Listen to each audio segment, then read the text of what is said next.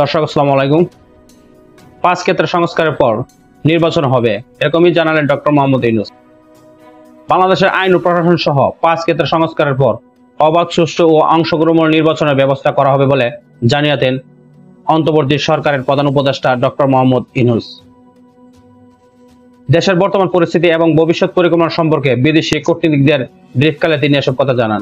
8ই August সরকার প্রধান হিসাবে দায়িত্ব গ্রহণের 10 দিন পর বিভিন্ন দেশ ও আন্তর্জাতিক সংস্থার কূটনীতিকদের সঙ্গে এই প্রথম সাক্ষাৎ করেন তিনি।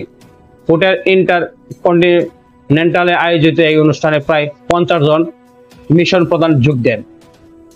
পরে সাংবাদিকদের ব্রিফ করেন প্রধান উপদেষ্টার প্রেস সচিব শফিকুল আলম। তিনি ডক্টর মোহাম্মদ ইউনূস কূটনীতিকদের বলেছেন, নির্বাচন কমিশন, প্রশাসন, বিচার বিভাগ, নিরাপত্তা বাহিনী ও মিডিয়াতে সংস্কার করার পরে আমরা সুষ্ঠু ও অংশগ্রহণমূলক নির্বাচনের ব্যবস্থা করব।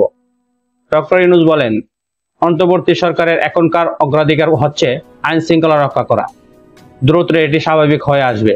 অর্থনৈতিক সংস্কারের প্রতিটি সরকারের গুরুত্ব থাকবে। তৈরি পোশাক শিল্পে কোনো অস্থিরতা সহ করা হবে না বলেও জানিয়েছেন প্রধান উপদেষ্টা। ডক্টর ইউনূস আরো বলেন, আমি যখন দায়িত্ব গ্রহণ করেছি তখন দেশের অবস্থা অত্যন্ত করুণ।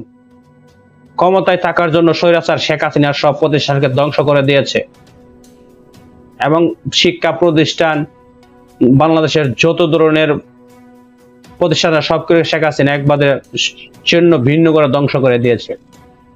বিচার বিভাগের ভঙ্গুর অবস্থা, গণতান্ত্রিক সরকারকে 15 বছর ধরে দমনের মাধ্যমে খর্ব করা হয়েছে। নির্বাচনের ব্যাপক কারচুপি হয়েছে। নতুন প্রজন্ম ভোট ছাড়াই বেড়ে উঠেছিল। নতুন প্রজন্ম গত 15 বছর ভোট দিতে পারেনি। রাজনৈতিক পৃষ্ঠপোষকতার ব্যাংক লুট করা হয়েছে। ক্ষমতায় অপব্যবহার করে দেশের কোষাগার শেষ করেছে এই শেখ হাসিনার সরকার, এই স্বৈরাচারী সরকার। সমষ্টিক অর্থনীতির স্থিতিশীলতা ও টেকসই প্রবৃদ্ধির ধরা ফেরাতে জোরালো এবং সুদূর প্রসারী সংস্কার করার উপর জোর দেন ডক্টর মোহাম্মদ ইউনূস। তিনি বলেন, তার সরকার দুর্নীতি ও অব্যবস্থাপনা রোধে করে প্রশাসন প্রতিষ্ঠার অগ্রাধিকার দেবে। আন্তর্জাতিক আইন ও আন্তর্জাতিক মানবাধিকার আইনের আওতায় সব ধরনের বাধ্যবাধকতা বাংলাদেশ মেনে চলবে। কূটনীতিকদের সামনে অঙ্গীকার করেন প্রধান উপদেষ্টা ডক্টর মোহাম্মদ ইউনূস। এই সময় ক্ষুদ্র নৃগোষ্ঠীর অধিকার রক্ষা ও রোহিঙ্গা প্রত্যাবর্তনের জোর দেন ডক্টর ইউনূস। রোহিঙ্গা সংকটের সমাধানে জাতিসংঘের সহযোগিতা অব্যাহত রাখার আহ্বান জানান তিনি।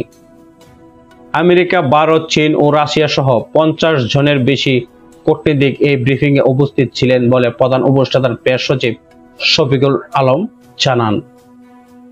দর্শক, আমরা চাই ডক্টর মোহাম্মদ ইউনূস সুন্দর সুশৃঙ্খল ভাবে এবং প্রতিটি মানুষের যাতে শান্তি শৃঙ্খলা ফিরে আসে এবং দেশের উন্নতি যাতে দেশের মানুষ পায় এবং দেশের প্রতিটি জনগণ যাতে প্রতিটি সুযোগ সুবিধা পায়, সেজন্য আমরা কামনা করি।